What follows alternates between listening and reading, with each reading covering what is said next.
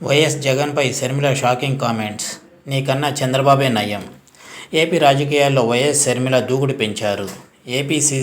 APCC చీఫ్గా బాధ్యతలు చేపట్టాక తన సోదరుడు సీఎం వైఎస్ జగన్మోహన్ రెడ్డిని టార్గెట్ చేసుకొని తీవ్రంగా విమర్శలు గుప్పించారు. సమయం దొరికినప్పుడల్లా వైసీపీ ప్రభుత్వంపై విరుచుకుపడుతున్నారు.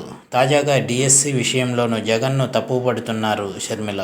23,000 ఉద్యోగాలతో మెగా డీఎస్సీ వేస్తామని చెప్పి ఇప్పుడు 6,000 ఉద్యోగాలతో దగా డీఎస్సీ వేస్తారా అని విమర్శించారు. మీకన్నా చంద్రబాబే నయం కదా అని తీవ్రస్థాయిలో ఆగ్రహం వ్యక్తం చేశారు. మెగా డీఎస్సీ వేయాలన్న డిమాండ్తో చలో సెక్రటేరియట్కు షర్మిల పిలుపునిచ్చారు. కానీ ఆమెను వెళ్లనీయకుండా అడ్డుకున్నారు పోలీసులు. 23,000 ఉద్యోగులతో మెగా డీఎస్సీ వేస్తామని చెప్పి అధికారంలోకి వచ్చారు. 23,000 ఖాళీగా ఉన్నప్పుడు 7,000 ఉద్యోగాలే ఎందుకు వేస్తున్నారని అప్పుడు చంద్రబాబు నాయుడుని ప్రశ్నించారు. కానీ ఇప్పుడు మీరు 6,000 ఉద్యోగాలే ఎందుకు వేశారు? మరి మీకంటే చంద్రబాబు నాయుడే మేలు కదా. మీకంటే చంద్రబాబు నాయుడే ఎక్కువ ఉద్యోగాలు ఇచ్చారు. ఆయన కంటే ఘోరం అని మిమ్మల్ని మీరే నిరూపించారు. మాట తప్పం మడం తిప్పం అన్నారు. ఇప్పుడు మాటను మడత పెట్టారు. రాజశేఖర రెడ్డి వారసత్వం అంటే ఇదేనా?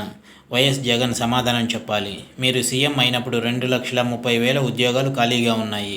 మరి అందులో ఎన్ని భర్తీ చేశారో శ్వేతపత్రం విడుదల చేయాలి.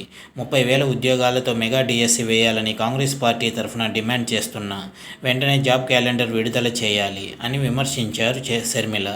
ఉద్యోగ నోటిఫికేషన్లు రాకపోవడంతో ఏటా 500 మంది డిగ్రీ, పీజీ చేసిన నిరుద్యోగులు చనిపోతున్నారని షర్మిల చెప్పారు. బతుకు మీద ఆశలు లేక వారంతా ఆత్మహత్య చేసుకుంటున్నారని మండిపడ్డారు. అవి ఆత్మహత్యలు కాదు, ప్రభుత్వం చేసిన హత్యలని విరుచుకుపడ్డారు.